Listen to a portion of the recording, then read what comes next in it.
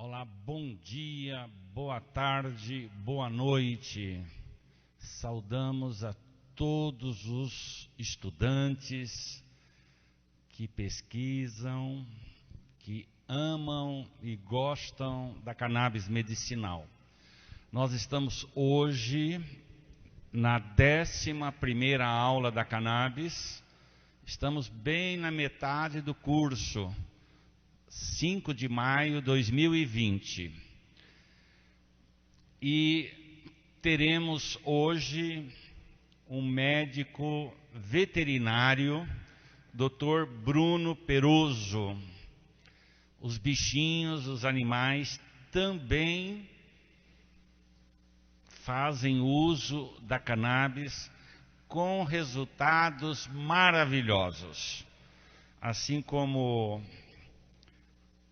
na veterinária tem os remédios químicos para os animais, o que eu tenho visto e ouvido é que com a cannabis os bichinhos, seja cachorro, gato e outros animais, têm uma recuperação natural muito importante.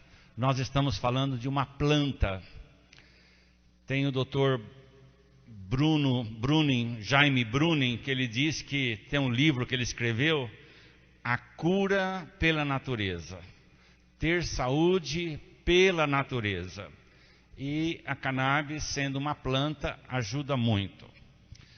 Antes de o médico, Dr. Bruno, entrar, só gostaria de lembrar alguns pontinhos bem rápidos. É sobre o TCC. Nós pedimos que entreguem o TCC até final de maio, ou no máximo início de junho. Gente, é um trabalho simples, nada de fazer tempestade num copo d'água. É um trabalho, você pode falar uma experiência concreta do uso da cannabis, alguém da sua família. Você pode pegar um tema da cannabis e as dores, por exemplo, cannabis e autismo. Olha, é um leque bem aberto para que você tenha toda a liberdade do mundo de fazer um trabalhinho que seja marcante na sua vida e na história da cannabis medicinal. Já estamos pensando no 4º curso da cannabis medicinal. A partir de junho, nós vamos abrir as inscrições para o 4º curso da cannabis, que vai ser de agosto a novembro do 2º semestre. Você pode ir divulgando, é um curso aberto a todas as pessoas. Nós também estamos discutindo, debatendo com faculdades, para que nós tenhamos um curso de pós-graduação em cannabis. Tem uma faculdade que fica ali na Praça da República, estamos lá conversando, e para fazer o curso de pós-graduação, precisa ter alguma faculdade. É exigência do MEC, é uma faculdade reconhecida pelo MEC. Por que a pós-graduação? Porque nós temos que criar os terapeutas da cannabis, os doutores populares da cannabis medicinal, que vão aprendendo a fazer a prescrição, e vai ser uma conquista isso. A legislação não vai ser fácil a gente mudar, mas é por isso que nós estamos nessa caminhada. O Fernando, nesse número aqui, 011... 947233377. O Fernando, ele coordena toda a comunicação. Quem gostaria de receber as aulas da cannabis? Quem gostaria de receber as cartas? Nós já temos 13 cartas. Se você encontrar algum artigo, algum texto, algum estudo sobre a cannabis e que você julga que é importante repassar para todos os estudantes, todos os participantes do curso da cannabis, nos enviem. Nós temos 13 cartas. Alguém outro dia perguntou, mas por que essas cartas? Porque nós temos que ter uma cultura nova, documentada da cannabis. Não basta a gente falar que é bom. Não basta circular no WhatsApp. É excelente. Mas nós temos que ir criando. E vamos ver se até o final do ano, quem também puder estar colaborando, nós vamos criar um livro eletrônico para ficar disponível de todos esses artigos da cannabis. Por exemplo, a carta que eu estou lembrando agora, 06. É uma carta que fala da cannabis e as dores, do Dr. Lair Ribeiro, que escreveu junto com a doutora Carolina Nossetti e mais uma outra estudiosa da cannabis. Gente, nós encontramos ainda muito preconceito da cannabis. Nossa, por motivos religiosos, motivos falsos, viu, gente? Porque quem está com a Bíblia na mão deveria ser a primeira pessoa a defender a cannabis. Leia lá no Gênesis 1:29. E Deus disse: usem as plantas. Usem as plantas para a vida. E realmente nós temos muitas lideranças religiosas cegas, preconceituosas, chega até a crueldade.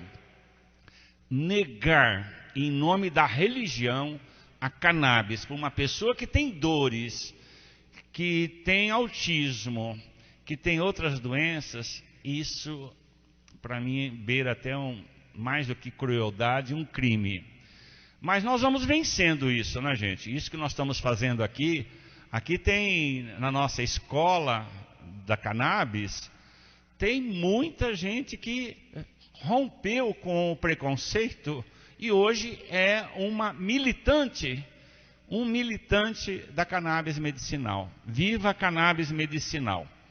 Tivemos a Marcha Mundial da Cannabis, que foi maravilhosa, e para a gente ir avançando, eu peço, aonde você mora, no bairro, na comunidade, na igreja, na associação, forme um grupo.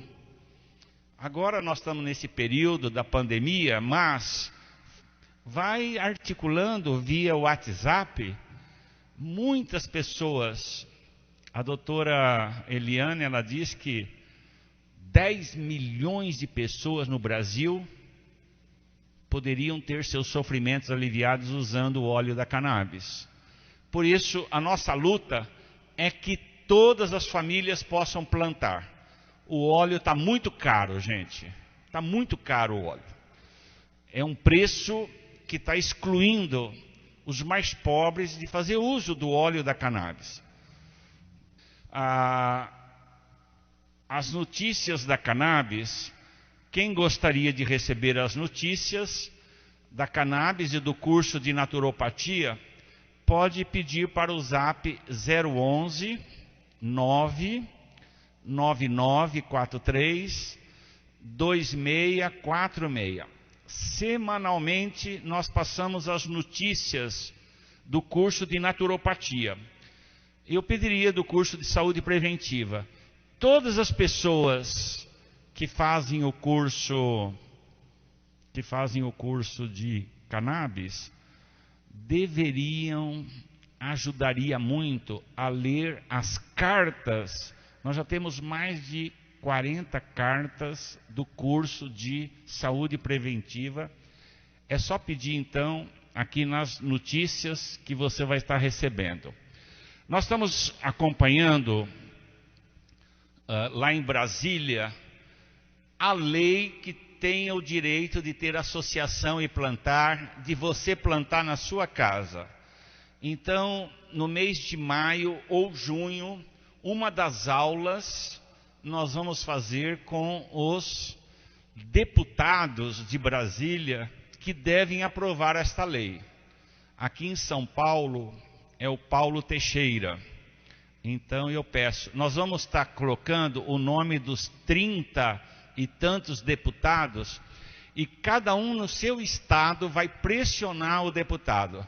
Nós vamos pôr o nome dele, que estado que ele é, que partido, e vamos pôr o telefone também. A Gabi vai estar fazendo esse trabalho. E é importante você divulgando de todos os meios os resultados da cannabis. Milhões de pessoas nem estão sabendo que existe cannabis, e quando fica conhecendo é algo maravilhoso. Nós estamos pedindo, quem puder estar colaborando com o nosso curso da cannabis. Nós compramos os equipamentos novos e com toda essa pandemia nós não estamos conseguindo pagar, mas quem puder estar colaborando é 011 97265 4085. Pode falar com o Maurinho. Eu já falei das cartas e muito em breve nós vamos anunciar um coletivo latino-americano da cannabis, com 2 objetivos. Primeiro, fazer uma troca de experiência do uso da cannabis. Como que lá no Paraguai estão usando o óleo da cannabis, no Chile e nos países da América Latina e aqui no Brasil. E a segunda coisa é a legislação, o ponto 5 aí. Nós queremos ver em cada país como é que está a legislação. É importante essa troca de experiência latino-americana para que a gente possa ir somando nesta luta da cannabis. Nós estamos vivendo esse tempo do coronavírus. Ainda ontem, uma médica de Manaus dizia: muitos estão morrendo sozinhos. Por isso é um momento que nós estamos vivendo assim, de uma tristeza profunda na alma, uma dor da cruz de tantas famílias, mas é um tempo que nós precisamos radicalizar na solidariedade. Radicalizar para que o Brasil, todos os poderes públicos, entrem 100% para que a gente possa ir eliminando esse vírus do meio de nós. Usem máscara, usem uma alimentação saudável. Nós já temos as cartas da imunidade que podem pedir para... O Fernando pode estar mandando. Então, este tempo é tempo de dores, é tempo de esperança. Um abraço a todos e a todas. Que Deus abençoe.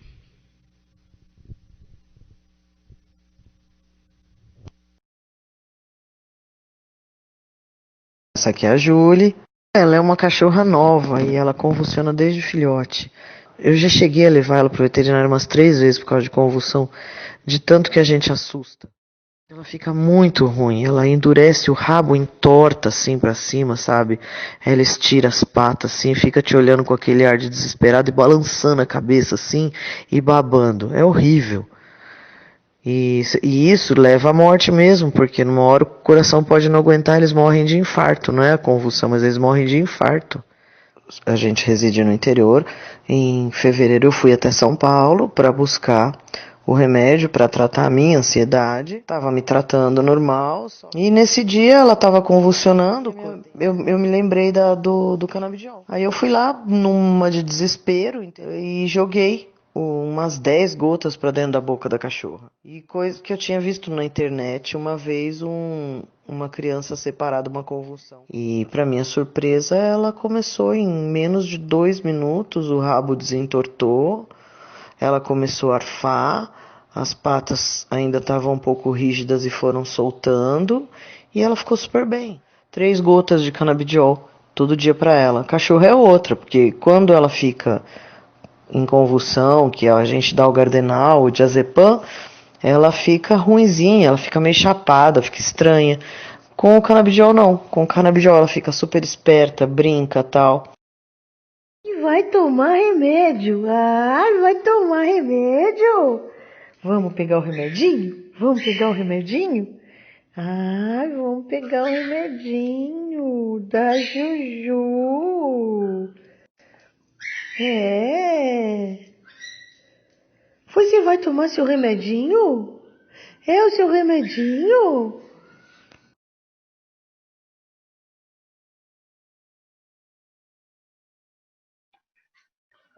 Boa noite, pessoal. Meu nome é Bruno Peroso, sou médico veterinário aqui em Paulínia, interior de São Paulo.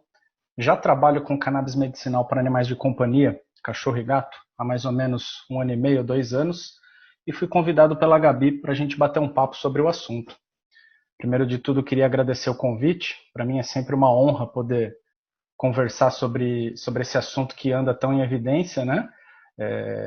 Honra maior ainda de ter sido um aluno do primeiro semestre aí do curso da paróquia.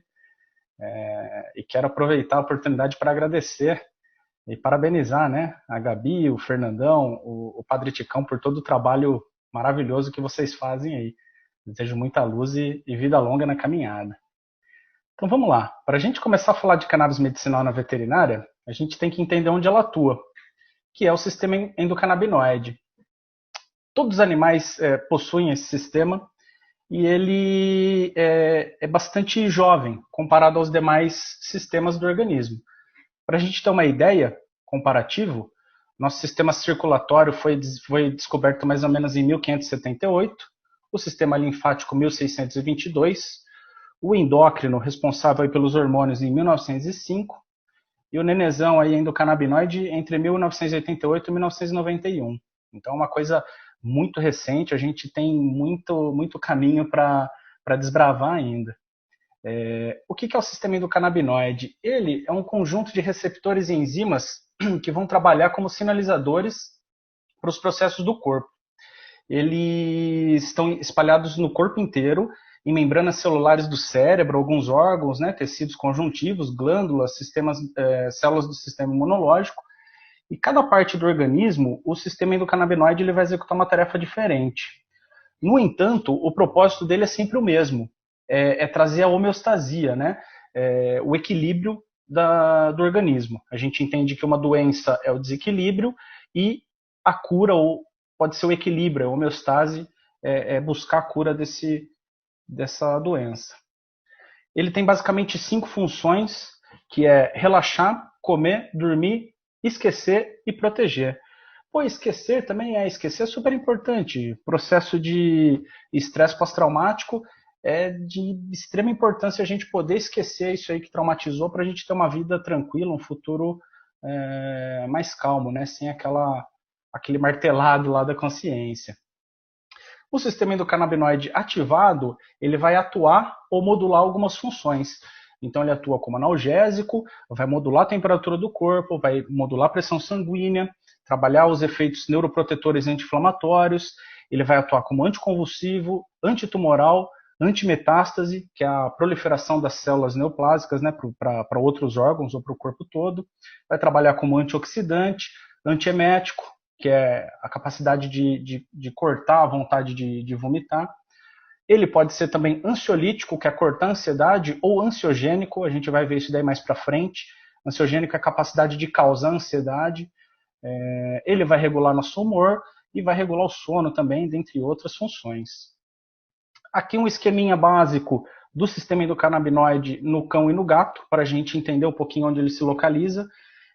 Então, os receptores CB1 eles vão estar mais na parte nervosa, sistema imune, né, o tronco encefálico, a medula óssea, e os receptores CB2 eles vão estar distribuídos mais para a parte interna, medial do organismo, podemos dizer assim. Então, sistema reprodutivo, trato gastrointestinal, sistema vascular, dentre outros aí.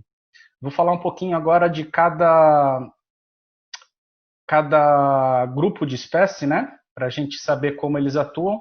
Então, aqui nos cães, a gente pode trabalhar a ansiedade, o comportamento, agressividade, problema de pele, DAP, que é dermatite alérgica à picada de pulga, bastante comum, algumas alergias, doenças odontológicas, é um mercado que tem crescido muito, a gente pode trabalhar aí com CBD ou o óleo full spectrum, infecções de ouvido, ocular, dor crônica, que é excelente, tem resultados muito interessantes.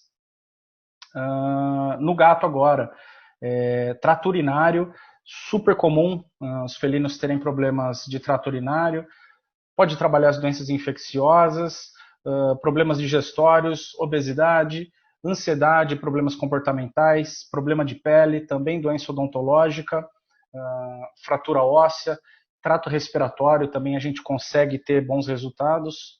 Então dá para ver que é um sistema, é uma medicina bem completa. Para os equinos, a gente consegue trabalhar a questão de articulação e artrite, principalmente animais de esporte, né, sofrem muito desse problema. Laminite, que é inflamação, de maneira bem básica, inflamação da pata do equino. Doenças odontológicas, é uma linha muito complexa e bem estudada assim, na parte dos equinos. Cólicas, essa talvez seja a mais interessante. Os primeiros registros de trabalho com cannabis na medicina veterinária foi com os equinos e com a cólica. Se não me engano, os equinos eles têm em torno aí de 10 ou mais tipos de cólica, então é uma questão que acomete demais e a gente precisa estar inteirado sobre isso. Questão de ansiedade, comportamento, né? Animais de prova, animal que está sempre viajando de um lado para o outro, a gente consegue trabalhar isso daí também. Problema de pele, neurológica, via aérea também é interessante nos equinos. Os pássaros, então a gente consegue trabalhar a questão da artrite, articulações, pododermatite, que é extremamente comum em pássaros, questão de ansiedade, estresse, agressividade. Quem conhece ou quem tem um pássaro aí sabe o quanto é estressado, né? Coraçãozinho a 250 por hora, a gente acha que ele vai morrer, mas ele está só um pouquinho estressado. A gente consegue trazer um pouco de suporte imune, trabalhar problema de pele e das penas, e epilepsia também. Provavelmente vocês já souberam do caso do Xodó, um papagaio que o Fábio, o Dr. Pet Cannabis, tratou. Resultados sensacionais, e assim, cara, a gente ficou super surpreso da evolução que o animal teve. Ele não conseguia ficar em pé e com o tempo de uso ele estava comendo sozinho. Foi coisa maravilhosa. Para os répteis também, super interessante. Infecção de ouvido que é super comum neles, dá para a gente tratar, né, principalmente tartaruga. Amebíase, a questão de cloacite, que é uma inflamação ali de cloaquianos, bastante comum nos répteis. Septicemia, que é uma infecção generalizada, a gente consegue controlar aí, alguns canabinoides têm esse efeito bactericida e muito interessante. Infecção respiratória, estresse, suporte imunológico, cada um deles entendendo a particularidade, né? Que nem no caso ali das aves, a gente tem um coração tricavitário, a circulação muda um pouquinho.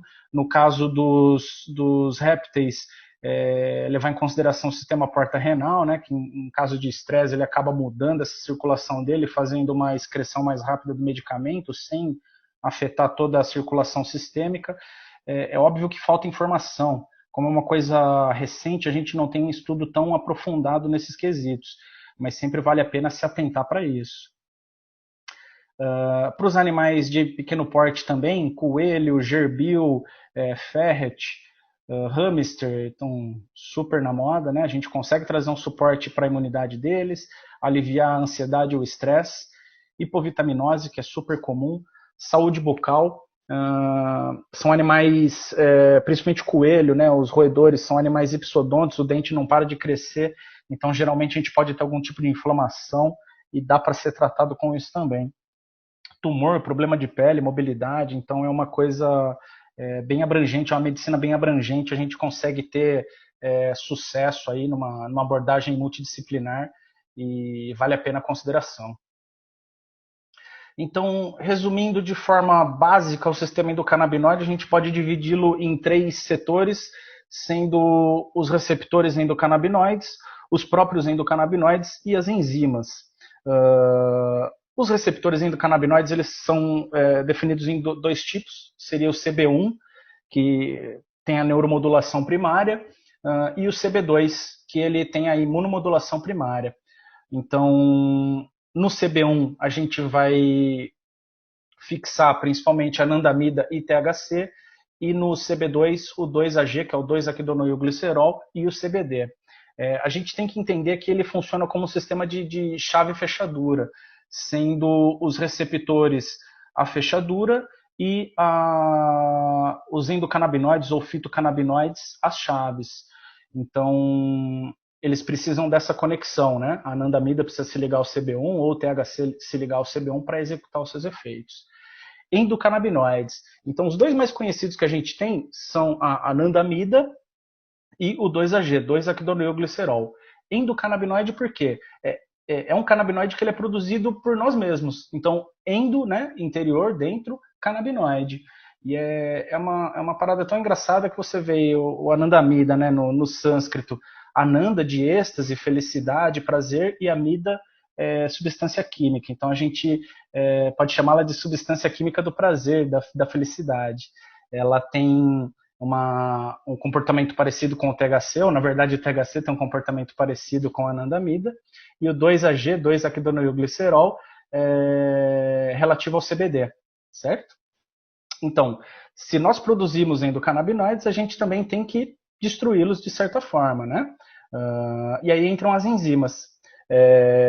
Elas podem ser divididas em dois grupos. O primeiro de síntese, de produção. Então a gente vai ter o NAP-PLD, que ele vai produzir a anandamida, e a DGL-alfa, né, diacilglicerol lipase, que vai produzir o 2-AG. E para degradá-los, a gente tem na verdade a FA, que é a hidrólise amida de ácido graxo, ela vai degradar a anandamida, e o MGL, que é o monoglicerol lipase, que na forma pré-sináptica vai degradar o 2-AG. Então aqui uma representação esquemática muito doida de como funciona o sistema endocannabinoide.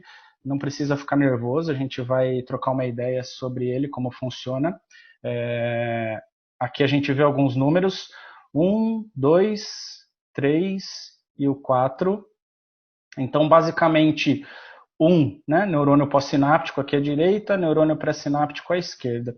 O legal do sistema endocannabinoide é que ele trabalha ao contrário. Né? Geralmente a gente produz alguma coisa no pré-sináptico, joga na fenda sináptica e vai ser absorvido no pós, ou executar o efeito no pós.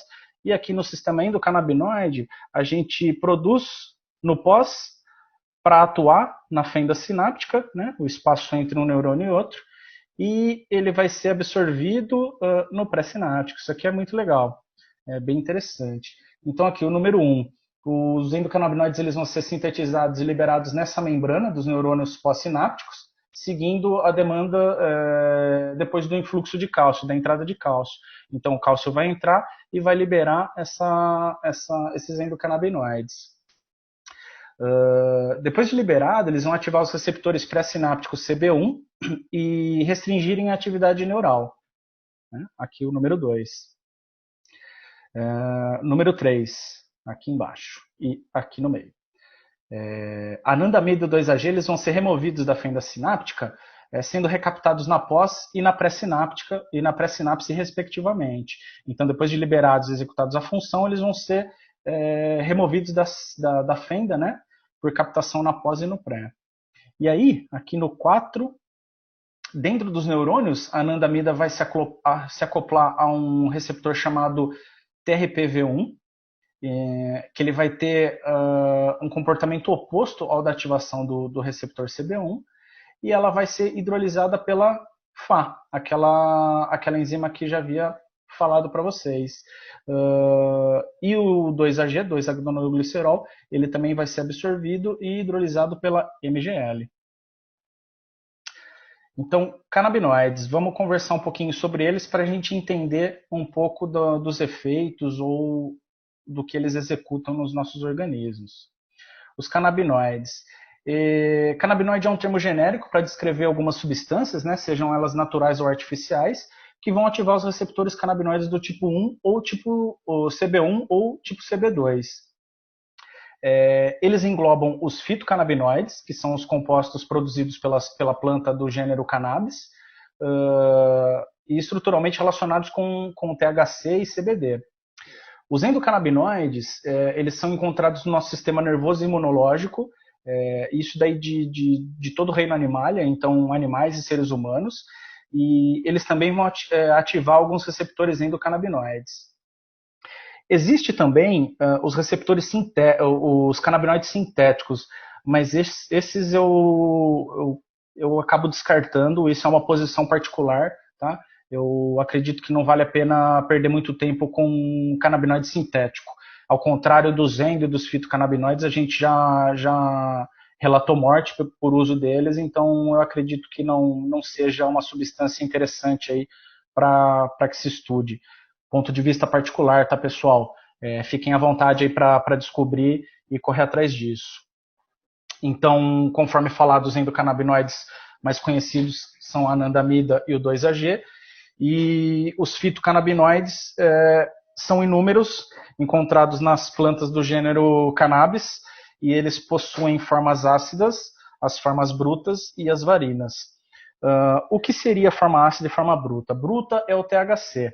A gente consegue tirar o THC ou CBD depois de passar por um processo de descarboxilação, digamos assim, que é o aquecimento do ácido para ele se transformar em forma bruta, o que vai ser útil para a gente. A forma ácida, o THCA e o CBDA, por exemplo, eles têm algumas outras funções interessantes, né? E a gente pode consumi-los de forma crua, enquanto a forma bruta, né, CBD e THC, eles precisam passar por esse processo de descarboxilação para estarem disponíveis para a gente e executarem seu efeito. As varinas é uma modificação nessa estrutura deles, enquanto a forma bruta vai ter uma cadeia de 5 carbonos, as varinas vão ter uma cadeia de 3 carbonos, e mais para frente a gente fala um pouquinho deles. Separei aqui alguns dos principais, para a gente ter uma noção do que eles são e do que eles podem, e de que forma eles podem ser aplicados na medicina. Então, o primeiro deles aí, o tetraidrocannabinol, um canabinoide bastante conhecido. Tem a questão da psicoatividade. Vamos lá, essa é uma questão bem interessante. Psicoativo é aquele componente que tem efeito sobre a atividade psíquica ou mental ou sobre o comportamento. Se levar ao pé da letra por essa definição, o CBD também é psicoativo, ou na verdade todos os canabinoides são psicoativos. Eles de fato vão exercer efeito sobre a nossa atividade psíquica, mental e sobre o comportamento. Mas essa questão de psicoatividade daria uma aula inteira, a gente pode bater um papo num outro dia, vamos focar só nas aplicações médicas deles, beleza? Então, o THC, tetraidrocannabinol, ele vai combater dor, náusea, estresse e insônia, pode ser aplicado nos casos de câncer, dor crônica e fibromialgia. Fibromialgia, ele tem um resultado excelente, me parece ser uma luz no fim do túnel muito interessante para os portadores de fibromialgia. Isso daí no caso da medicina humana. Na medicina animal, não há relatos de fibromialgia, é algo difícil, né? Envolve muita coisa no processo, na síndrome da fibromialgia, então a gente precisa de mais estudos aí para poder palpitar sobre a fibromialgia nos animais. CBD é o outro canabinoide super conhecido, o canabidiol. A partir dele que teve toda essa explosão aí no nosso país, né? Por conta do seu potencial regulador de epilepsia, controlador de epilepsia de fisicontrole. Então ele é indicado para as convulsões, espasmos, ansiedade, distúrbios do sono, e pode ser aplicado na questão médica também para o câncer, para as convulsões, transtorno de estresse pós-traumático, dor crônica e insônia também. Mais 2 endocannabinoides ou fitocannabinoides, na verdade, o CBN, é o cannabinol. Esse é um cara muito interessante para a gente estudar. Ele é o mestre da cura da insônia. Quem tiver com insônia aí e precisar dormir, pode ir atrás de um CBN que fatalmente você vai ter uma noite de sono maravilhosa. Ele pode ser aplicado nos casos de artrite reumatoide, convulsões, doença de Crohn e na dor pós-operatória também. O CBG é um cara que está ganhando bastante visão, está sendo bastante estudado. Ele pode combater células cancerígenas, inflamação, dor, náusea, e pode ser aplicado no glaucoma, câncer, doença de Crohn, síndrome de intestino irritável também. O próximo. Canabicromeno, também de alto valor, mas pouco mencionado. É um cara com potencial anti-inflamatório muito grande, então a gente consegue trabalhar aí na questão das células cancerígenas e inflamação, e pode ser aplicado para síndrome do intestino irritável e doença de Crohn. Um outro canabinoide que saiu, até tem um trabalho dele super recente, agora 2020, é o Cannabimovona. Um estudo bem interessante relacionando ele aí ao metabolismo de glicose e o metabolismo lipídico e a resistência à insulina. Ele parece ser uma aplicação muito interessante para o tratamento de diabetes. Então, a gente tem que ficar de olho, acompanhar aí os estudos para, quem sabe, ser um possível aliado no tratamento de diabetes. Esse daqui é o estudo. Depois eu tenho em PDF, se alguém quiser, me chama no e-mail, a gente pode compartilhar isso daqui. Agora os canabinoides na forma ácida, a gente tem o THCA, é o ácido tetraidrocannabinoico. Ele também vai combater dor, inflamação, células cancerígenas e pode ser aplicado contra o câncer, algumas convulsões, doença de Alzheimer e caquexia. O CBDA, que é o ácido canabidiólico, ele também é um potente anti-inflamatório, bactericida, então a gente consegue aplicá-lo na questão de câncer, artrite reumatoide, osteoartrite e na síndrome da imunodeficiência humana, né, que é o HIV. Essas tabelinhas, pessoal, eu retirei lá do blog Dr. Cannabis, dá o crédito para eles aí, é um sítio de informação muito interessante, vale a pena dar uma olhada. Agora, umas varinas, então o THCV, que é o tetrahidrocannabivarina, ele pode combater estresse e ataques de ansiedade e pânico, então pode ser aplicado aí no transtorno de estresse pós-traumático, mal de Parkinson e doença de Alzheimer. E o CBDV, que é a cannabidivarina. A gente pode combater convulsões também, inflamação, náuseas, e aplicar na aplicação médica com relação à doença de Crohn, esclerose múltipla. Bastante interessante o trabalho dele. Ainda dentro da planta cannabis, a gente tem um outro composto, um outro grupo de composto, na verdade, denominado de terpenos. Os terpenos, eles são compostos aromáticos presentes em todas as plantas e eles possuem propriedades terapêuticas. Então, aquela mexerica que a gente descasca, né? O bergamota descasca e sente aquele cheirinho, o cheirinho é do terpeno. O limão é do terpeno. A lavanda é tudo terpeno. Então, é uma estrutura interessante que, associado aos outros canabinoides, a gente pode ter um trabalho em sinergia e amplitude dos efeitos que a gente busca. Não podem ser descartados, tá? Eles são muito interessantes. Então, eles servem de base para essências, óleos e também base para medicamento de fitoterapia. Lembrando que a cannabis é uma fitoterapia, tá, pessoal? Isso aí a gente tem que bater nessa tecla porque é uma planta, cara. Então, é um fitoterápico. Conforme já mencionado, eles têm esse trabalho de sinergia, então ele pode aumentar a potência dos outros canabinoides ou ampliar o efeito. Isso é muito interessante para a gente, porque a gente reduz a quantidade de canabinoide com um efeito melhor, tornando o tratamento muito mais seguro, né? Então, nas cannabis já foram identificados mais de 200 terpenos com concentrações distintas. E o interessante é que cada strain, né, cada cepa de cannabis, vai ter um perfil terpênico específico. Então, você pega uma Super Lemon Haze, ela vai ter um perfil terpênico. Você pega uma Purple Rack, ela vai ter um outro perfil terpênico. É interessante a gente saber a concentração de canabinoides em cada uma delas, saber a o perfil terpênico, para a gente poder indicar o mais interessante para o nosso paciente. Separei alguns deles aqui para a gente ter uma noção e saber do que se trata. Então, o mirceno, por exemplo, ele vai ter um cheirinho terroso, né, com um pouco de cravo e herbal. Ele tem funções sedativas, relaxantes e anti-inflamatória. O linalol, ele tem um cheirinho mais doce, mais floral.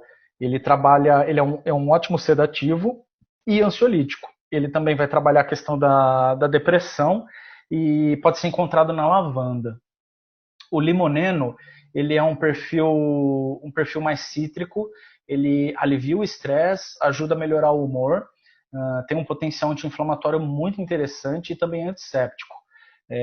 Aquele cheirinho de limão e de laranja, ele quem é o responsável. Alfa e beta-pineno, eles têm um cheiro bem específico de pinho, eles são super energéticos, uma aromaterapia muito interessante assim para amanhã, e eles podem ser encontrados no alecrim também. Então, quando a gente coleta e pressiona um pouquinho do alecrim, a gente sente o cheirinho do alfa ou do beta-pineno. E um último aí muito conhecido é o cariofileno. Ele tem um cheirinho amadeirado e apimentado, um potencial analgésico e antisséptico muito interessante, e ele pode ser encontrado tanto na pimenta como no cravo. Bora lá, já falei um pouquinho dessa sinergia deles entre canabinoides e terpenos, e essa sinergia a gente chama de efeito comitiva ou efeito entourage. Depende a bibliografia que você encontra. Então, o que é o efeito comitiva? O efeito comitiva é o nome que a gente dá para o resultado de efeitos causados por diversas moléculas presentes num extrato.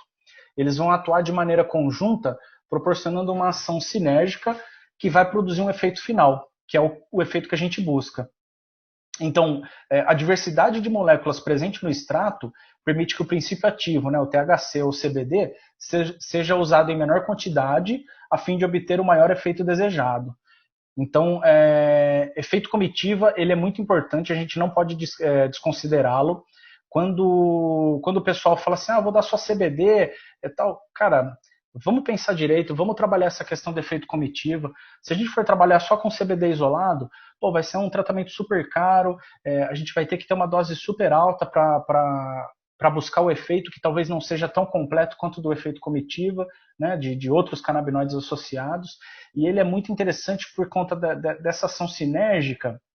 A gente consegue usar, por exemplo, um THC, que é super estimulante, né, e o CBD junto, relaxando essa estimulação do THC. Ou então, no caso de epilepsia, a gente trabalha com uma concentração de CBD maior e um pouquinho de THC para dar uma potência maior no CBD. Então, de fato, ele tem que ser considerado, é um objetivo de estudo aí muito interessante. Então, conforme já falado, né, conforme a maior diversidade de moléculas, menor vai ser a nossa necessidade de canabinoide. E depois de tudo isso, dessa explicação bem breve, bem básica, por que buscar cannabis medicinal? Né? Por que tanto alopático aí na prateleira, por que a gente tem que voltar os olhos para uma planta tão estigmatizada, tão massacrada, e que na verdade pode ser a nossa rainha aí, né? Nossa luz que a gente tanto busca. Cara, a cannabis medicinal ela tem registro com mais de 5 mil anos de registro, na verdade, principalmente na China e na Índia. Então é super seguro, né? São para quem fala que não tem estudo e que precisa trabalhar melhor isso daí, tá aí a medicina chinesa, mais de 5 mil anos de registro. Até hoje não há registro de morte pelo uso. É uma substância extremamente segura e com resultado super positivo.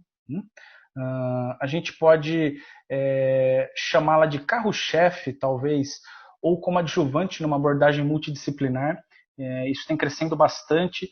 Antigamente a gente só receitava uma medicação e ok, e hoje em dia a gente sabe que não é só medicação, cara. A gente tem que abrir esse leque e trabalhar um alopático, trabalhar um fitoterápico, trabalhar uma fisioterapia, trabalhar a questão de psicologia também, entender como um todo, não como partes separadas.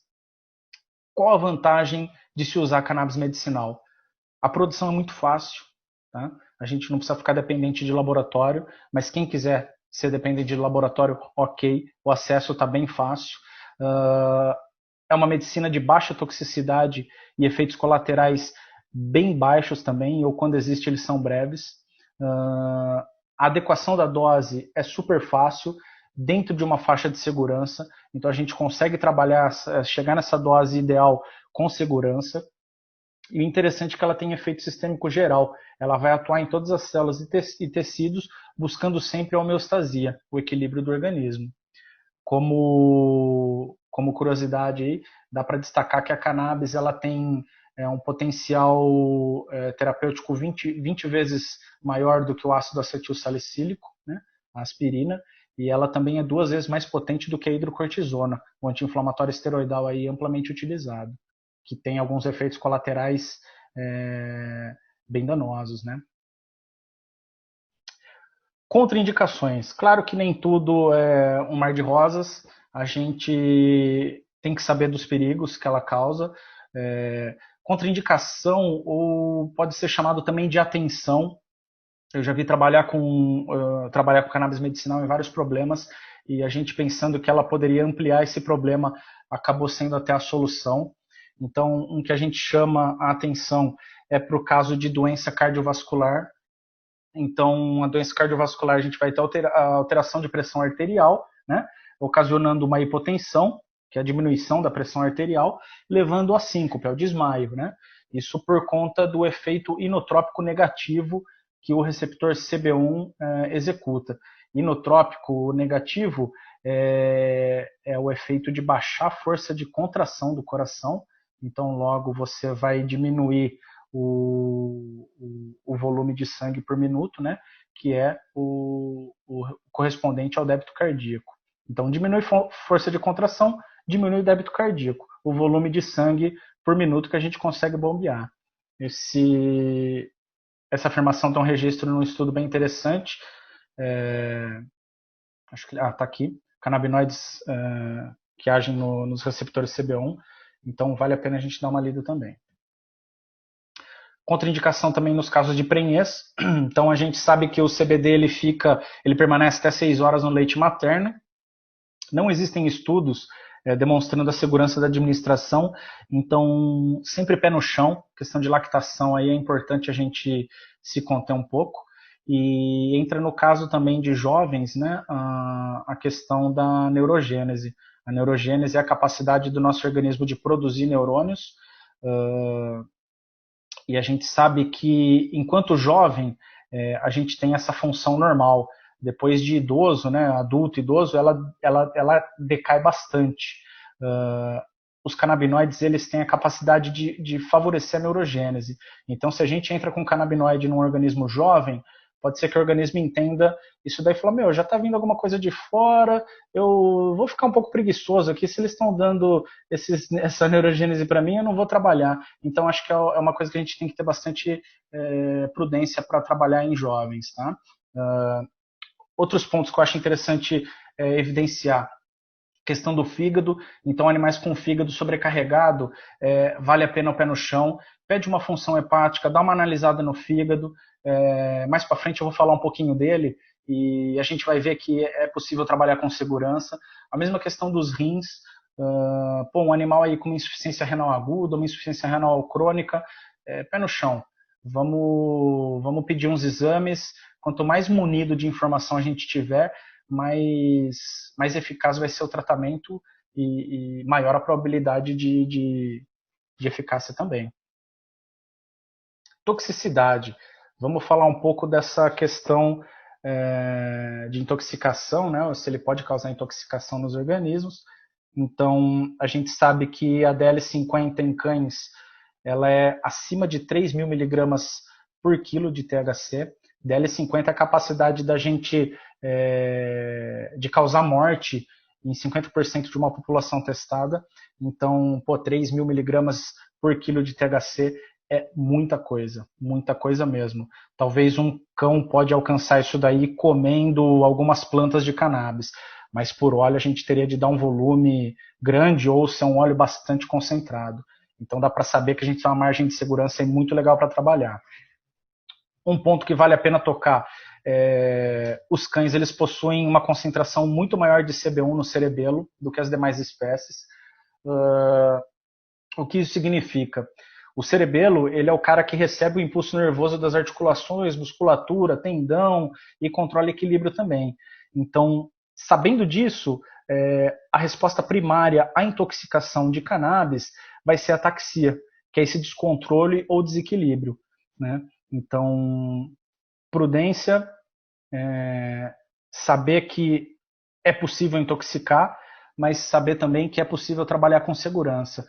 Vamos lá começar sempre com a dose mais baixa e ir adequando à medida do possível ou conforme a resposta do organismo. Então, conforme já falado, primeiro sinal aí de intoxicação nos cães vai ser a ataxia. Vale lembrar também, pessoal, os gatos, eles são felinos, né? Eles são uma espécie extremamente sensível aos canabinoides. Não achei estudo, não sei dizer porquê, mas eu tenho uma experiência prática interessante. 3 gatinhos já adultos, os 3 irmãos, tá? Vivendo juntos na mesma casa. Problema comportamental. Foi indicado o extrato full spectrum para eles. Começamos com uma gotinha, uma vez ao dia cada um, e 2 ficaram super bem, o outro hiperexcitou.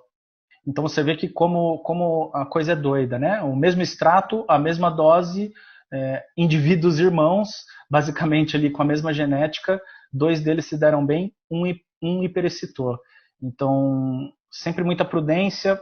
Nos gatos eu aconselho começar com uma dose um pouquinho mais baixa para ver como ele vai responder, como ele vai se comportar. Ainda na toxicidade, a gente pode falar um pouco aí dos sinais que a cannabis medicinal pode causar. Cannabis medicinal ou até mesmo a cannabis para aquele proprietário que faz o uso adulto, né? Antigamente conhecido aí como uso recreativo. É bastante comum chegar animal na clínica com sinais de intoxicação, porque o proprietário deu uma vacilada, ele foi lá e mandou ver na cannabis do dono.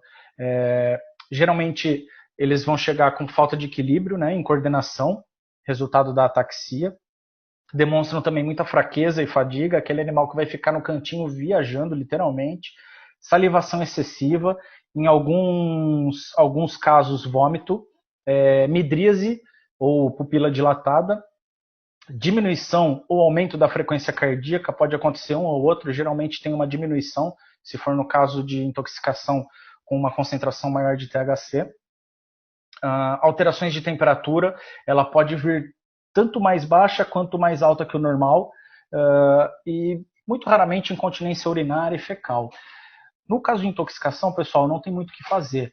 Tratamento sintomático. Então, botar o animal num soro, passar um carvãozinho ativado ali para absorver a substância e sempre aquecer a superfície, obviamente, e vai tratando conforme ele apresenta os sinais. Bom, depois da toxicidade, a gente pode falar um pouquinho de interação medicamentosa. A cannabis, se eu não me engano, ela reage com cerca de 300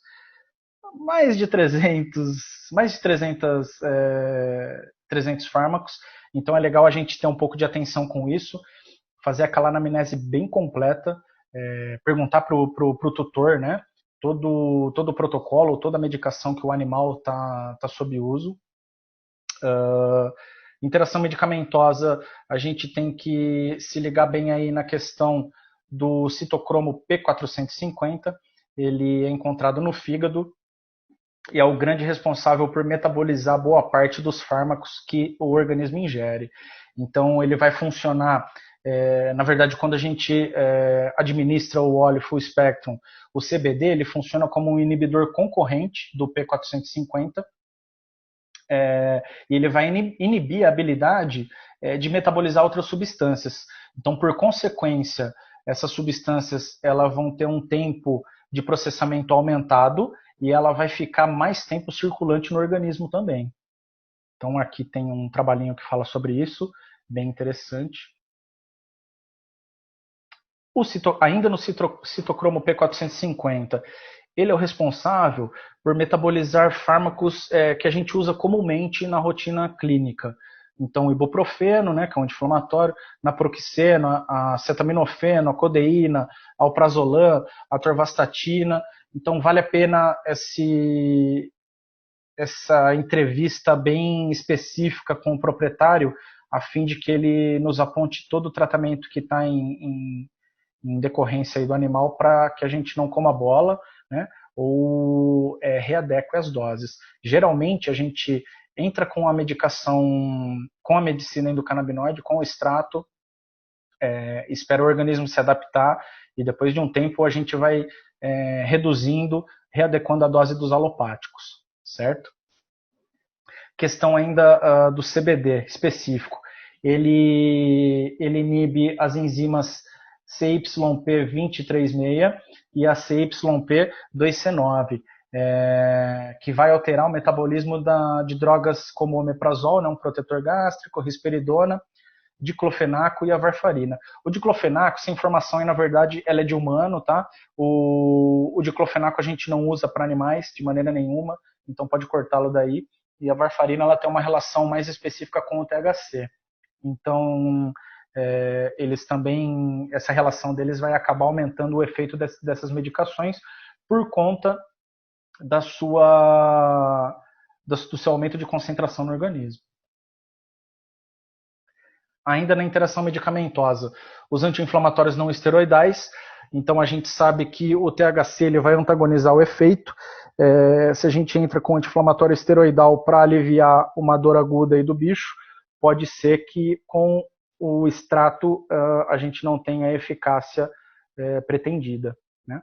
Nesses casos, particularmente, eu acho que vale mais a pena abrir mão do alopático, do anti-inflamatório, e partir só para o extrato. Os resultados são mais interessantes, são menos danosos e bem efetivos. Outro grupo farmacológico que a gente tem que ter consciência é a questão dos quimioterápicos. Então, os quimioterápicos eles também são oxidados pelo citocromo P450, e a mesma dose de quimioterapia pode produzir concentrações bem mais altas no sangue, né?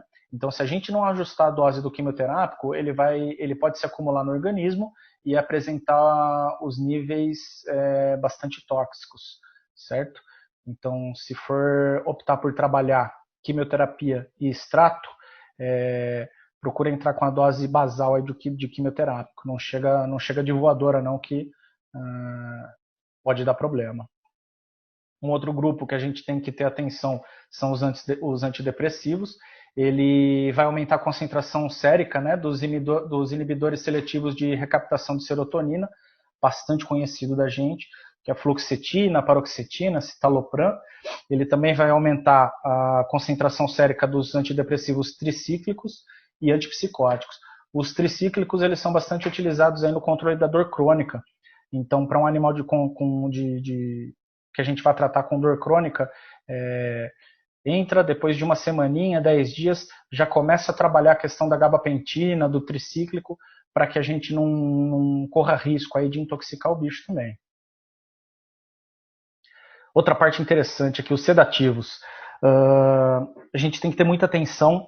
Benzodiazepínico, né, geralmente utilizados aí para sedação, até mesmo para controle de epilepsia, eles vão produzir os efeitos bastante exacerbados. Um material bem interessante, questão de... Essa aqui é na humana, tá, pessoal? Usuários de cannabis que foram anestesiados, eles precisaram de concentrações bem maiores de fármacos, né? Então a gente tem 3 grupos farmacológicos: o fentanil, que é um derivado opioide, midazolam, que é um benzodiazepínico, e o propofol, que é um hipnótico, utilizado aí para indução anestésica. Então, usuários de cannabis, eles precisaram de 14% mais do fentanil, 19% mais de midazolam e 220% a mais de propofol. Isso daí é algo bastante considerável. Se o animal tiver em tratamento com o extrato e precisar passar por procedimento, avisa o veterinário, avisa o anestesista. Não é brincadeira, gente. A gente tem que se atentar a isso. Esse trabalhinho, olha aí que interessante, ó, em usuários de cannabis e não usuários de cannabis. Então, ali no fentanil, né, microgramas, a gente precisou de 14%, no midazolam 19,6% e de propofol 220,5% a mais. É extremamente considerável. Esse aqui é o trabalho. Effects of Cannabis Use on Sedation. Legal. Ainda em interação medicamentosa, a gente pode falar um pouco sobre os anticonvulsivos, que geralmente o animal chega para a gente na clínica já sobre tratamento de anticonvulsivo, um fenobarbital, por exemplo, né, o famoso Gardenal. Então a gente sabe que ele também atua na CYP3A4 e CYP2C19, aumentando essa biodisponibilidade.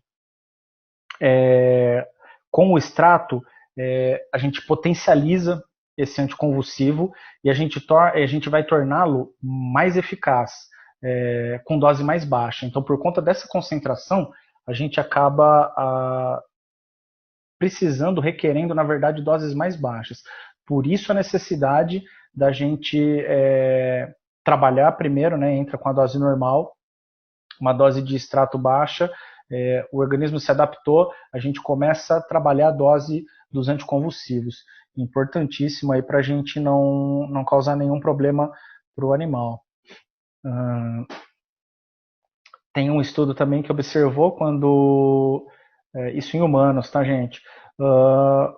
Quando o humano fazia uso de clobazam mais CBD, ele apresentava uma sedação muito mais frequente. Esse estudo aqui, 2017, bem recente. Um pouquinho mais de interação medicamentosa.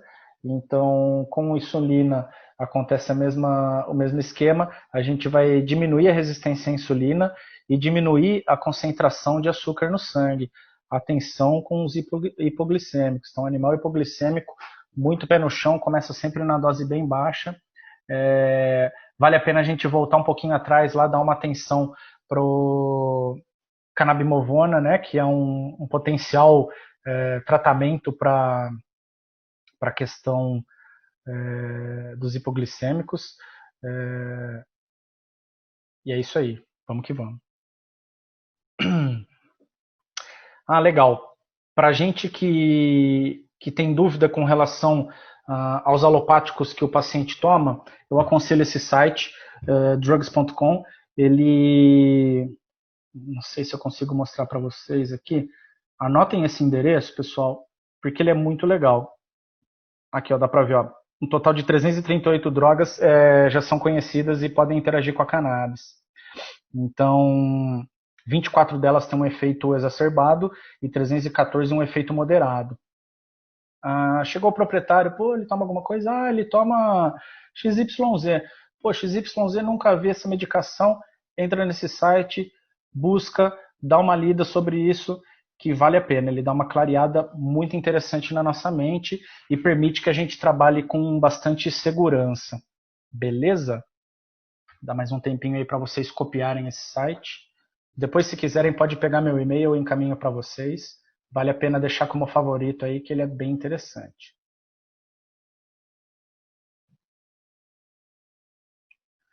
Efeitos colaterais. Existem e a gente precisa falar, certo? Eles são baixos, né? Mas eles podem apresentar. E geralmente, esses efeitos colaterais eles são farmacodependentes. Ou seja, suspender o tratamento, desapareceram os efeitos, os sintomas, certo? Isso, de certa forma, dá uma segurança para a gente trabalhar, mas é lógico que não dá para a gente ficar apelando também, né? Vamos lá, então. Os efeitos colaterais em sistema neurológico, a gente presencia primeiro ataxia e sedação. A ataxia é aquele descontrole em coordenação e a sedação é aquele bicho chapado, literalmente, certo? No nosso sistema cardiocirculatório, a gente pode encontrar taquicardia e consequente hipotensão, diminuição da pressão.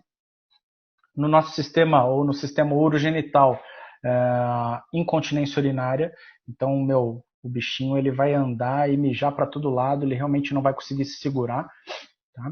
No trato gastrointestinal, a gente vai ter aumento de apetite, famosa larica, pode aparecer diarreia e pode aparecer vômito também. Vômito é bastante raro, mas ele pode ser presente. Confesso que eu nunca peguei, mas é legal a gente marcar isso daí.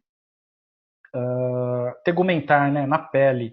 Vão aparecer eritema, que são aquelas manchas vermelhas, e prurida exacerbada, né, uma coceira chega a ser irritante. E você vê que coisa doida, a gente vai falar um pouquinho disso mais para frente. Ao mesmo tempo que a gente pode tratar uma alergia, a gente causa um prurido, né? Ao mesmo tempo que a cannabis ela estimula a fome, ela também sacia a fome, ela dá aquela sensação de digestão. É muito doido que você consegue dois pontos, né, totalmente avessos com uma mesma substância. Eu acho que é isso que torna essa medicina tão mágica, tão bonita e tão interessante para a gente cair de cabeça nela. Ainda em efeitos colaterais, na parte bioquímica e análise de sangue, a FA, fosfatase alcalina, ela aumenta em ratos, né, com o aumento da dose e tempo de uso. Então, quanto maior a dose e maior o tempo de uso, mais a fosfatase alcalina vai estar aumentada. A LT e a ST, que são outras duas enzimas aí de fígado, elas vão mostrar um aumento notável, né? Comparando grupos de alta que receberam altas doses e grupo controle. Isso é um estudo que eu já passo para vocês. Só que, no entanto, elas retornam a seu nível basal normal depois da última dose. Então, parou de administrar, elas voltam ao normal. Esse estudo ele é muito interessante também, que ele sugere que os canabinoides aumentam a atividade da fosfatase alcalina em ratos que tiveram os canabinoides injetados e nos humanos que eram consumidores de cannabis. Então, a fosfatase alcalina ela vai aumentar com o aumento da dose e com o tempo de uso também, com o tempo de exposição. Eu acho que tá aqui, ó, os efeitos da cannabis sativa, né, em algumas enzimas. Muito legal, estudo não muito recente, mas bem bacana aí. E acho que faltou... peraí. Faltou um aqui, ó. Quando a gente encontrar ALT e bilirrubina elevada, e o animal estiver utilizando um extrato caseiro, a gente pode relacionar isso daí com contaminação de extrato, certo? Então sempre fica de olho aí no distribuidor ou na sua produção, o máximo de higiene possível, métodos farmacêuticos para que a gente não cause nenhum problema para o bichinho aí, nada de extrato contaminado. Nem para eles, nem para nós. O que eu acabei de falar, né, dos efeitos de ponta que a gente tem, e um efeito muito conhecido é o efeito bifásico. A gente tem que falar disso. O efeito bifásico, ele pode ser conhecido também como o invertido, e ele é o efeito reverso ou indesejado experimentado em doses altas. Então, quando a gente passa da dose alvo, então, por exemplo, com baixa dose a gente consegue o alívio de um sintoma e com alta dose a gente amplifica o que deveria ser aliviado. Então, a gente vai ter hiperestímulo dos receptores e uma consequente degeneração desses receptores, certo? Um exemplo básico aí de efeito bifásico que a gente pode falar é questão de ansiedade. A gente vai tratar a ansiedade num animal, acaba errando a mão e causa mais ansiedade ainda, certo? Na questão humana, a gente pode utilizar o álcool como efeito bifásico. Você toma 1, 2 doses, você fica super felizão aí que nem o Homer, socializando com todo mundo, curtindo. Tomou uma dosinha a mais, pum, apertou o botão do problema, né? Já começa a ficar doidão, tudo fica girando, aquela ânsia. Então você vê que muita prudência na dose aí, pé no chão, para que a gente não seja premiado com efeito bifásico. Então, conforme eu já falei, o THC numa dose baixa, a gente pode causar um relaxamento, bem gostosinho, bem tranquilo, e numa dose mais alta, mais concentrada, a gente vai causar ansiedade e paranoia. Você vê como que é um negócio bem doido, né? Bem extremos, um pouquinho relaxante, no outro ele já fica mais ansioso. Então, pé no chão, galera.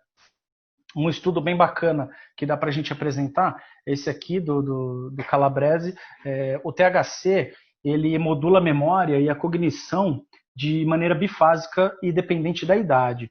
Então, em animais velhos, Baixas concentrações melhoram a memória e a cognição, enquanto doses altas elas vão prejudicar essas funções de memória e cognição. Isso daí nos animais velhos, idosos. Nos animais jovens, mesmo uma baixa concentração vai ser prejudicial, que é aquela questão que eu falei para vocês da neurogênese. Os canabinoides eles promovem a neurogênese, que é a formação de neurônios. Então, para os idosos é super interessante isso daí, e para os jovens já não é muito interessante porque ele tem a produção natural. Esse aqui é o estudo, o Calabrese, efeitos bifásicos e tal.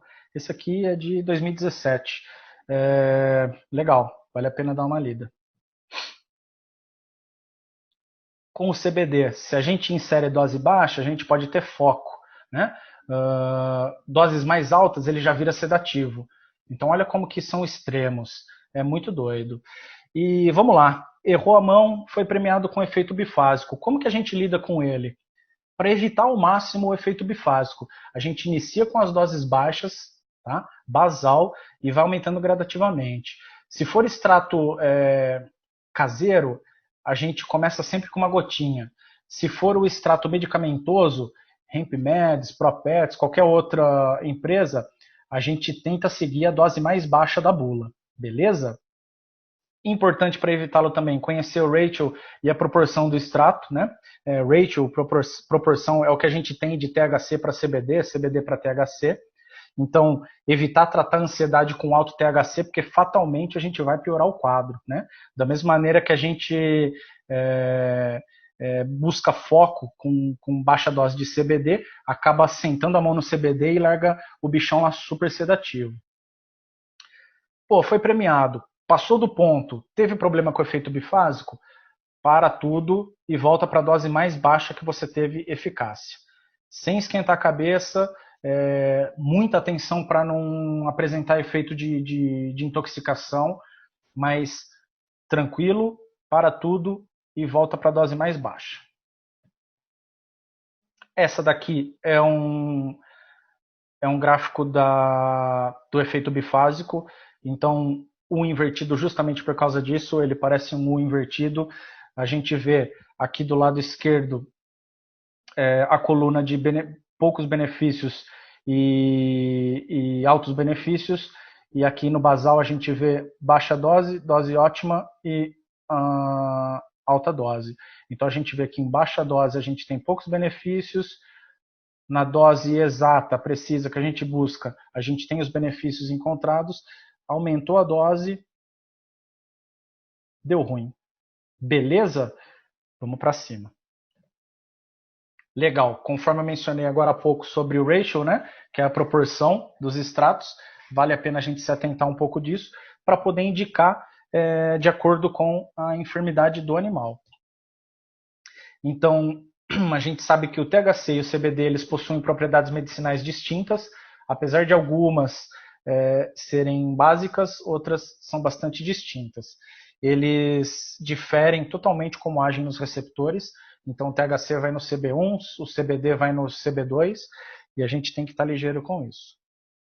E embora o CBD ele possa equilibrar os efeitos psicoativos do THC, ele também pode fornecer propriedade analgésica e antineoplásica, certo? Que é trabalhar aí contra o câncer.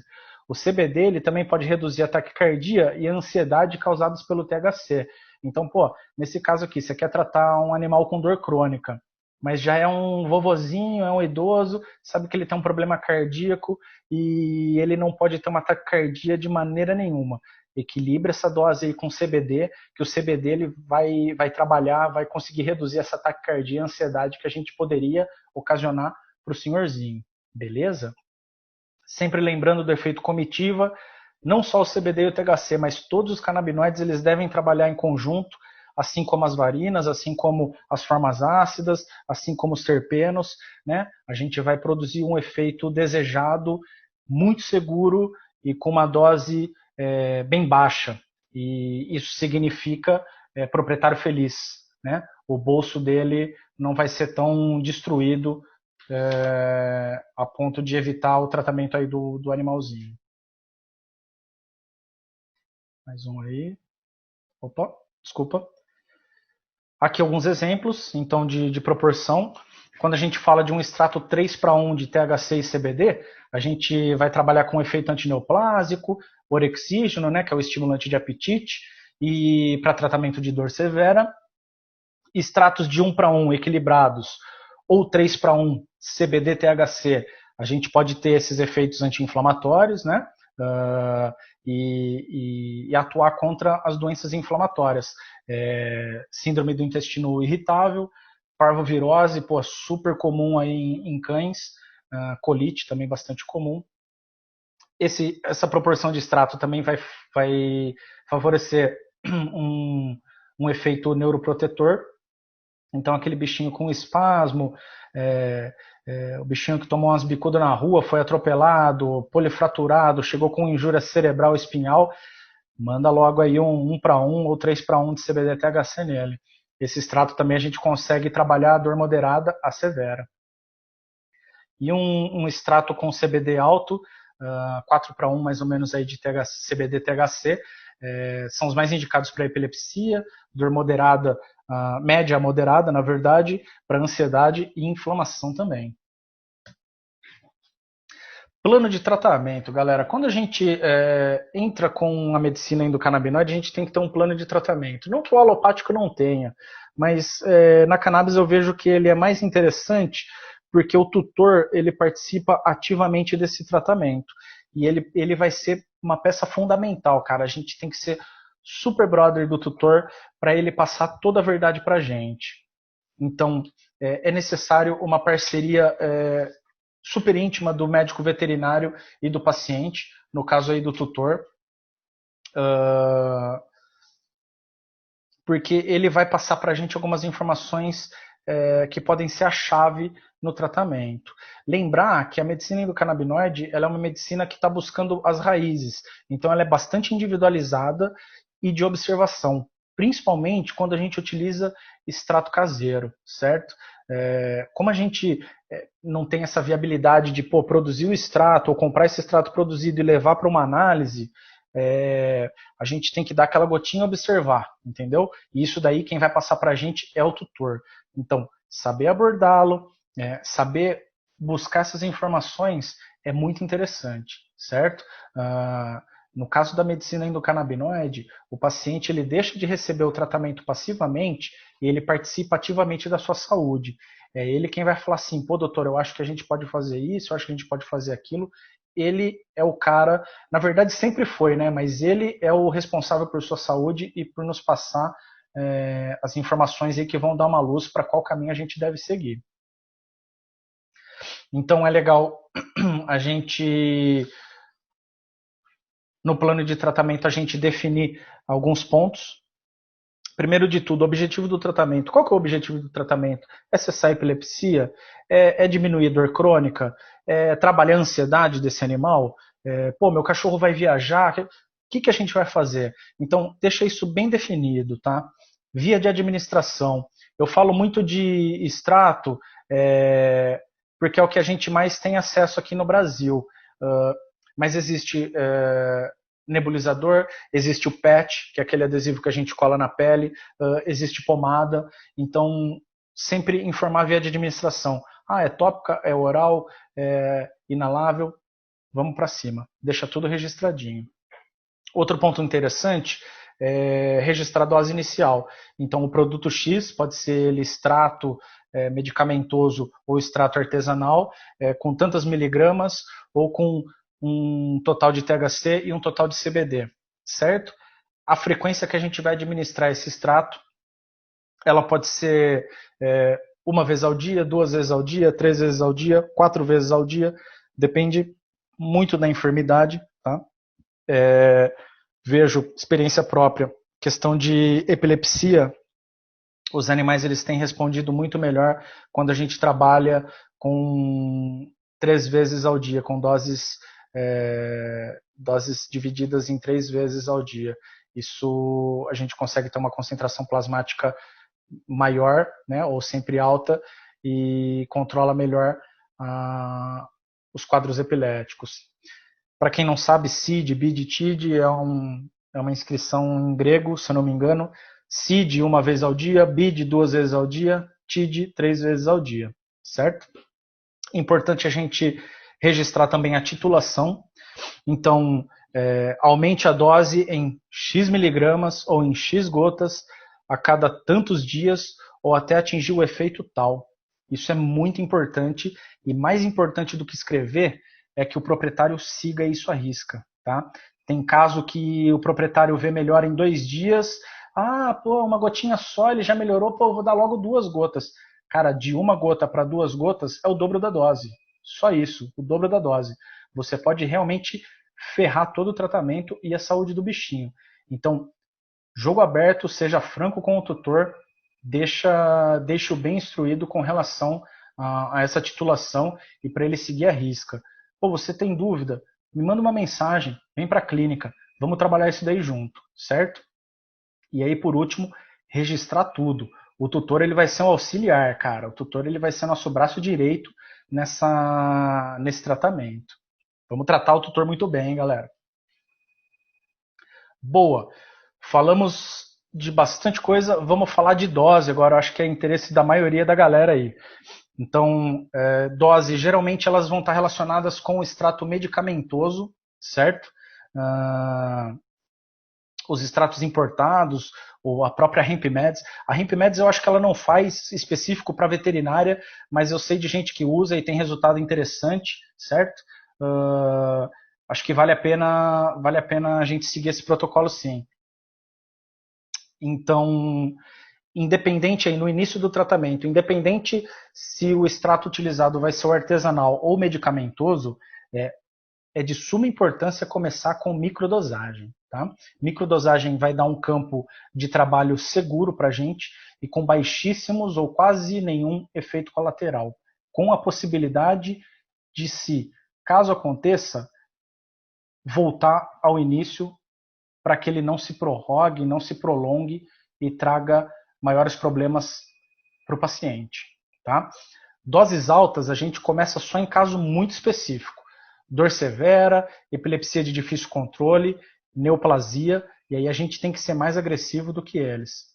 Então vale a pena a gente, para esses casos, a gente não começar com a dose basal e dar um cheirinho a mais para o paciente. Titulação, né, o registro aí, aumento de dose, sempre a cada 3 ou 7 dias. Se for medicamentoso, de acordo com instrução de bula. Se for artesanal, mais ou menos 4 dias. E eu vou falar um pouquinho de um protocolo aqui de artesanal muito legal. THC, a dose do THC. A dose de THC é de 0,05 miligramas a 0,15 miligramas por quilo, 1 ou 2 vezes ao dia. Tá? Vale lembrar e ter atenção que para longos períodos de uso de THC, ele pode causar uma dependência e aí vai ser necessário que a gente aumente ou readeque a dose. Como que a gente sabe qual é a dose ideal? Não sei. A dose ideal é a homeostase, quando a gente consegue controlar os sintomas. Pode ser 1 gota, pode ser 1 litro, entendeu? Pode ser 1 ml, pode ser 10 ml, enfim. Quem vai falar isso daí pra gente? É o animal. Como cada um possui um sistema endocannabinoide, cada um vai reagir de uma maneira. É o caso dos gatinhos que eu já comentei lá atrás. 3 irmãos recebendo a mesma dose, do mesmo extrato, 2 ficaram bem, 1 hiperexcitou. Então, sempre pé no chão e sempre de observação. Lembre-se daquela fala lá, é uma medicina de observação. Agora, o CBD, microdose de CBD, 0,1 a 0,5 mg por quilo, 1 ou 2 vezes ao dia. Macrodose vai de 1 a 5 miligramas por quilo, também 1 ou 2 vezes ao dia. E ela é interessante já, conforme mencionado, né, para neoplasia, epilepsia refratária, o desconforto, dor severa. Sempre inicia com dose baixa e aumento gradativo. Pessoal, foquem nisso, registrem isso. Dose baixa, aumento gradativo, segurança, eficácia de tratamento. Extratos artesanais. Esse daqui é um protocolozinho muito legal. É um protocolo que já foi discutido até com o professor Eric Amazonas, super entusiasta, aí, talvez na vanguarda, junto com o Fábio, o Dr. Pet Cannabis, aí, na questão da medicina endocannabinoide para os animais. Então, o que a gente sugere para os extratos artesanais é uma gotinha, uma vez ao dia, durante 4 dias. Beleza, teve efeito? Não. Legal, vamos aumentar então. Uma gota, 2 vezes ao dia, durante 4 dias. Teve efeito? Poxa, não teve efeito. Aumenta de novo. Uma gota, 3 vezes ao dia, durante 4 dias. Vai precisar aumentar? Pô, aí a gente começa a trabalhar as gotas. 2 gotas, 3 vezes ao dia, 4 dias. 3 gotas, 3 vezes ao dia por mais 4 dias. E assim sucessivamente, até a gente perceber o alívio dos sintomas. Aliviou o sintoma, show de bola. Estaciona na dose e vai acompanhando. Muito provavelmente, depois de um tempo, a gente precise readequar essa dose. Mas garanto para vocês que demora um pouquinho, encontrou a dose, fica tranquila e vai monitorando. Voltando ali, se a gente cessa com uma gota só uma vez ao dia, não precisa aumentar, certo? Significa que a gente encontrou a concentração, a dose desejada, né? A gente conseguiu prover aí os efeitos que o paciente precisava, então obviamente não precisa aumentar. A gente só segue essa tabelinha aí em casos que realmente precisem readequar a cada 4 dias. Confesso para vocês aí que em média, para achar uma dose interessante, na maioria dos pacientes aí, 2 semanas a 1 mês, tá? Paciente, um ou outro que a gente consegue de primeira semana já acertar a mão, mas é bem esporádico. A grande maioria aí a gente precisa de pelo menos de 2 a 4 semanas para começar a observar uns efeitos bem fortes, bem presentes. Ponto importante, respeitar sempre esses 4 dias, né? Não adianta, dei uma gota hoje, não deu efeito, para amanhã já vou dar 3 gotas. Parou, velho. Extrato é um medicamento, cara. A gente está buscando alguns efeitos. Pé no chão, né? Deixar isso bem claro para o proprietário. No caso de crise epilética incessante, câncer ou dor severa, dor neuropática, a gente pode quebrar esse protocolo até o alívio dos sintomas. Então, o cachorro lá está com uma dor crônica muito forte. Deu uma gotinha uma vez ao dia durante 2 dias, não viu melhora. Já dá uma gota 2 vezes ao dia, sabe? Tem que ser um pouquinho mais agressivo de acordo com o quadro. Legal. Vamos lá. Depois de tudo isso que eu falei, foram baseados em pets, beleza? Cachorro e gato, que é a minha experiência maior. No entanto, a gente tem registros muitíssimos interessantes no caso dos equinos. Equinos, tá? Cavalos, não equídeos. Asininos, moares, os burros. Posso falar aqui um pouco dos equinos, são informações bem interessantes. Tive uma aula muito legal num simpósio internacional em outubro do ano passado, um pessoal, se não me engano, do Colorado, bem na vanguarda de tratamento e uns resultados muito interessantes. Então, falando um pouquinho aí dos cavalos, eles tiveram os primeiros registros na medicina veterinária endocannabinoide. Então, 1534, François Rabelais, ele já descrevia a cannabis como um grande alívio para as cólicas equinas. A cólica equina é um problema que sempre vai acompanhar o dono de cavalo, o proprietário de cavalo. Ela realmente causa uma dor de cabeça tremenda, porque o risco de morte é iminente. Então, a gente tem que agir rápido. Em 1607, Edward Topsell, ele descreve que o uso de sementes de cânhamo adicionadas à ração do animal aumentava o peso deles, né? Favorecia o ganho de peso dos animais. Isso é muito legal. A gente já sabe que as sementes de cânhamo elas são consideradas um superalimento. Se eu não me engano, para humano, tá, gente? Não vou saber falar de animal. Se eu não me engano, para humano, 2 colheres de sopa de semente de cânhamo por dia já supre todas as nossas necessidades aí de vitaminas e inclusive de proteína. A semente de cânhamo ela é super proteica, é interessante.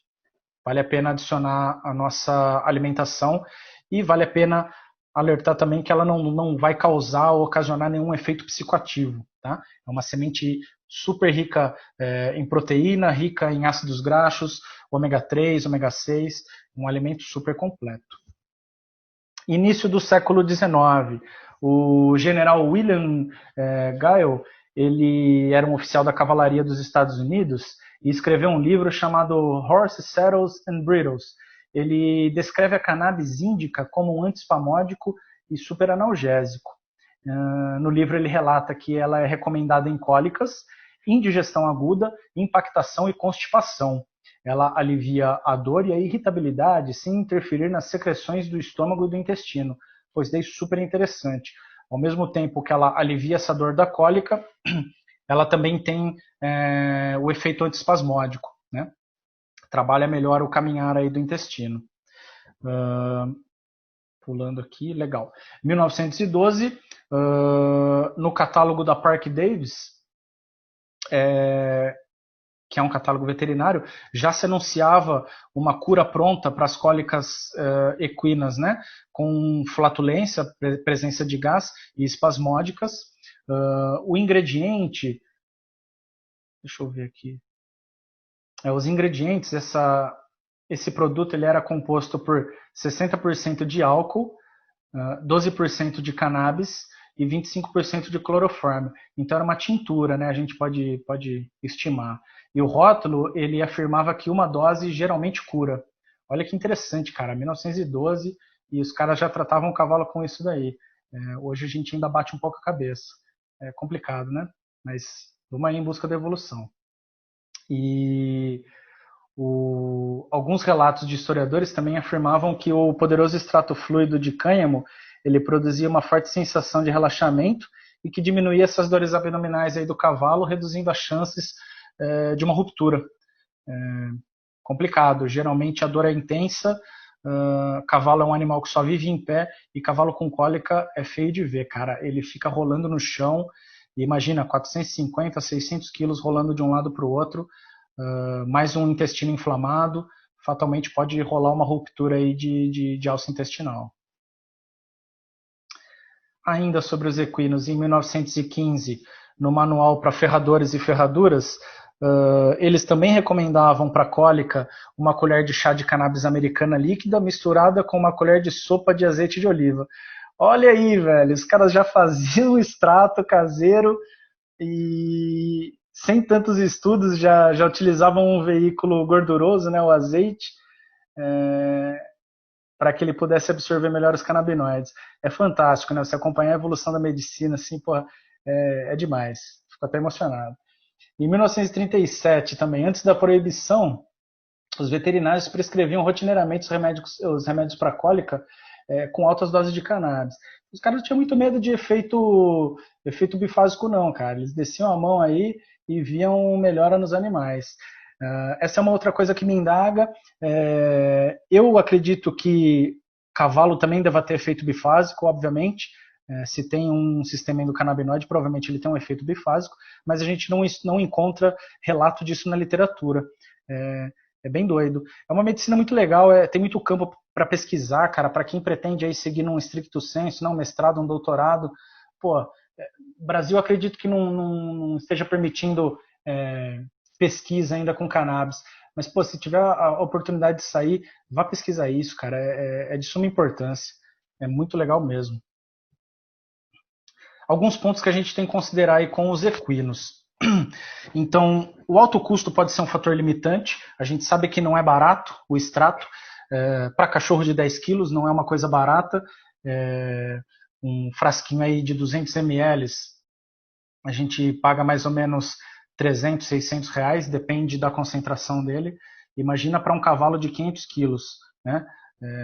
Tem que ser o tio Patinhas. Não é fácil, não. Geralmente a administração por via oral ela é bastante efetiva, só que o animal saliva muito. Então, se ele saliva, a gente tem desperdício da medicação. Desperdiçou medicação, desperdiçou dinheiro. O proprietário não vai ficar muito feliz com o veterinário, não. Aconselho não chegar nessa via, ou se for por ela, aquela seringuinha marota vai direto via oral dele. Outra via muito interessante, é bastante utilizada na clínica de pequenos, mas de equino o proprietário não gosta muito, que é a via retal. Ela tem uma absorção muito boa e acaba sendo mais barata do que o oral, não vai ter desperdício, né? Se você quiser alimentar os animais Com cannabis, sempre ter atenção de administrar somente as flores para ter aqueles efeitos da cannabis, tanto em natura, né, a parte ácida dela, ou até mesmo se ela for descarboxilada, somente as flores, porque o caule, a gente sabe que ele é bastante fibroso, e fibra para o equino, se ela for administrada de forma desequilibrada, a gente pode ocasionar a cólica. E aí é complicado. Desfazer um problema que a gente criou, a bucha é grossa. E sempre, sempre, sempre, sempre cuidado com doping, tá, pessoal? Principalmente equino, cara. Equino, pô, todo aquele glamour, né, apresentação do animal e tal, pô, de repente ele tá sendo tratado ali porque ele tem uma dorzinha crônica já de boleto, alguma coisa assim, pô, o cara cai ali no doping. Cara, fica ruim para o proprietário e fica ruim mais ainda para a gente veterinário. Então, sempre vale a pena trocar uma ideia ali previamente com a equipe, com os avaliadores, juízes, saber o que pode, o que não pode, para que a gente não caia nessa armadilha. Bora lá. Sobre doses. Aqui as doses elas são restritas ao CBD, beleza? A gente não tem dose registrada de THC. Do THC a gente sabe que ele leva em média de 3 a 4 dias para ser eliminado, mas a gente não sabe qual dose dose-alvo a gente deve dar para o equino. Então, de CBD, a gente trabalha com 1 a 5 miligramas por quilo. Então, para um cavalo de 500 quilos, basicamente 500 miligramas de CBD para começar. É bastante coisa, hein? O pico plasmático, na verdade, concentração plasmática, vai ser após as 6 horas e eliminação total ocorre em até 36 horas. E aí a gente sabe que a meia-vida dessa medicação é de 8 ou 9 horas.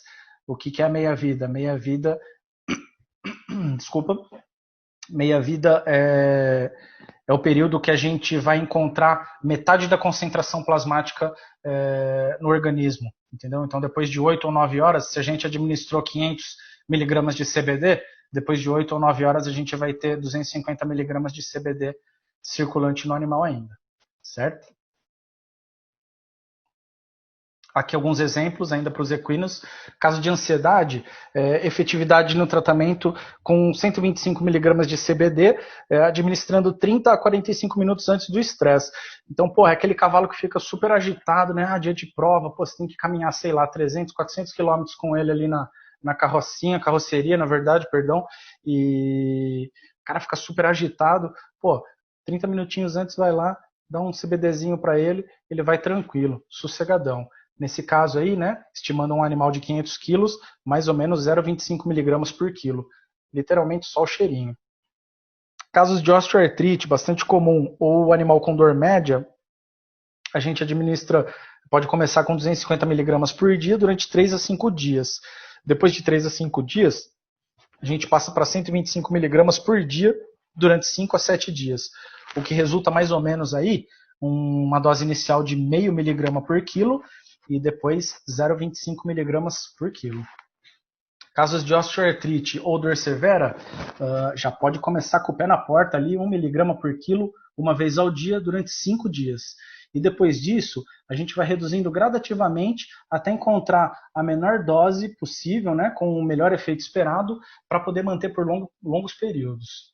Lembrando aí que dor crônica é sempre uma questão bem difícil de tratar. Geralmente os receptores já estão dessensibilizados, então um uso forte de medicação alopática, sempre muito cuidado e fé que a cannabis pode dar uma força muito boa.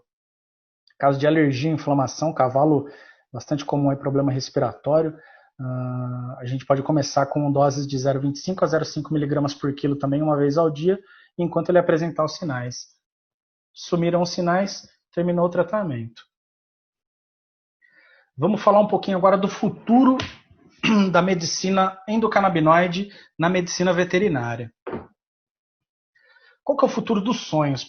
Meu sonho é poder construir a fórmula do extrato baseado no perfil do sistema endocannabinoide do paciente, baseado na enfermidade, na raça e na idade dele. A gente sabe que tem algumas raças com questões específicas, então isso seria muito interessante. Mas, obviamente, faltam estudos para que a gente chegue nisso. Gostaria que fosse possível também aumentar a diversidade da fórmula, então poder associar canabinoides como THC, CBD, CBN, vários deles, a forma ácida e as varinas, né? E também um possível controle do perfil terpênico. Hoje, eu sei que nos Estados Unidos, se eu não me engano, no Colorado, o veterinário já consegue fazer isso. Então, ele vai tratar um animal, um cachorrinho com epilepsia. Ele fala, eu quero tanto de CBD, quero tanto de THC e quero o perfil terpênico X, porque ele sabe que esse perfil terpênico vai ter uma influência maior no controle da epilepsia. Ponto positivo disso, ele consegue ter um acesso mais afinado, né, sobre o animal. A desvantagem, a gente tem um efeito comitiva, a gente tem os flavonoides, a gente tem os ácidos, a gente sabe que alguns canabinoides ainda não foram isolados ou extraídos, então acaba pecando um pouco nisso. Então, pé no chão, vamos voltar para a nossa realidade. Realidade hoje, nossa, minha, sua, no Brasil. Primeiro de tudo, regulamentação do uso de cannabis na medicina veterinária pelo MAPA, né? Hoje a gente sabe que a Anvisa ela se movimenta, mas a Anvisa ela diz a respeito dos humanos, né? Ela não deve meter o bedelho na veterinária. Quem cuida da veterinária é o MAPA, Ministério da Agricultura, Pecuária e o Abastecimento. A gente também precisa de uma regulamentação de prescrição pelo Conselho Federal de Medicina Veterinária. É um absurdo eles não se posicionarem. A gente está em 2020, tem registro aí de início de século XIX, a galera usando com segurança, e 2020 o Brasil não se movimentar para isso. É uma vergonha, né? Ano passado, se eu não me engano, o Fábio, o Dr. Pet Cannabis, lançou o curso para veterinário prescritor e foi convocado para uma reunião no CFMV. Pelo que eu pude conversar com ele, foi bem tranquilo, o pessoal aceitou muito bem, mas ainda assim, nada que nos regulamente para trabalhar com isso. A gente precisa também de uma qualificação profissional, quebrar paradigma, quebrar preconceito e inserir o tema do sistema endocannabinoide nas universidades. Cara, é um sistema extremamente importante, ele regula o corpo inteiro, ele regula basicamente tudo, e nas aulas de fisiologia, farmacologia, não se falam dele, cara. Isso daí é, de certa forma, inadmissível. Outra realidade, que a gente tenha um preço acessível a todos, né? A gente sabe que não é barato, um extrato importado aí vai sair para cima dos R$1.000, um extrato artesanal aqui no Brasil, 3%, em torno de R$300 a gente paga. Não é todo mundo que tem R$300 para gastar por mês, né? Realmente não é algo tão acessível a todos por enquanto. No entanto, meu sonho maior, e espero que essa realidade seja possível, é que todos possam cultivar, né, a planta em casa e preparar o próprio extrato para o paciente. Esse é meu sonho. Provavelmente alguns médicos, alguns veterinários vão me questionar, mas isso é uma posição particular, tá? É o que eu almejo, é o que eu espero que aconteça, porque de fato a medicina e a saúde ela vai ser um direito de todos ou um acesso para todos quando a gente conseguir executar essa questão do cultivo e preparar o próprio extrato, preparar a nossa própria medicina, né? É isso, pessoal, que eu tinha para falar para vocês. Era isso. Não sei se eu me estendi, não sei se ficaram dúvidas. Muito obrigado mesmo. Para mim é sempre muito prazeroso falar sobre isso. Vou deixar uma mensagenzinha aqui que vale a pena a gente refletir. Tudo que vive é o teu próximo, já diria o grande Mahatma Gandhi. Então, aí, mais respeito com os animais. Definitivamente eles são nossos irmãos e fiéis companheiros. Muito obrigado. Tá aí meu e-mail, tá aí meu Instagram. Quem quiser seguir, acompanhar, tamo junto. Obrigado de novo, pessoal. Gabi, Fernandão, Padre Ticão, um beijão para vocês. Vamos que vamos, gente. Um abraço.